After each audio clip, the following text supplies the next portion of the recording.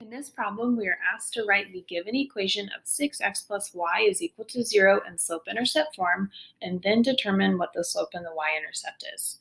To make sure we write this in a slope-intercept form, we first need to know what slope-intercept form is. Slope-intercept form is y equals mx plus b. M always represents the slope, which is considered to be rise over run, and it's also paired with the x, or the variable. You can also think of this as being the coefficient with x. And then b always represents the y-intercept. That is the number that is the constant or by itself. The given equation we have is 6x plus y is equal to 0, and our main goal is to write this in slope-intercept form, so that means y has to be by itself.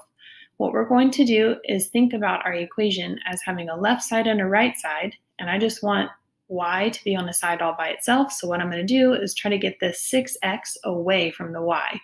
In order to get the 6x away from the y, I will show the opposite operation, which will be minus 6x. And I'm going to show minus 6x on both sides because whatever I do to one side of the equation, to balance it, I have to do the same thing to the other side. 6x minus 6x will cancel out, so all I'll have left on the left side will be the y, which was my main goal. And then if I write exactly what I see here, I would have a 0 minus 6x. This is technically not in slope-intercept form, so I'm just going to rewrite it and flip it around so it'll be in slope-intercept form of y is equal to minus 6x. Because the minus sign is in front of the 6x, I need to keep it that way. And then if you wanted to, you can write plus 0, but the better answer here probably would be y is equal to negative 6x. Either one would be considered correct.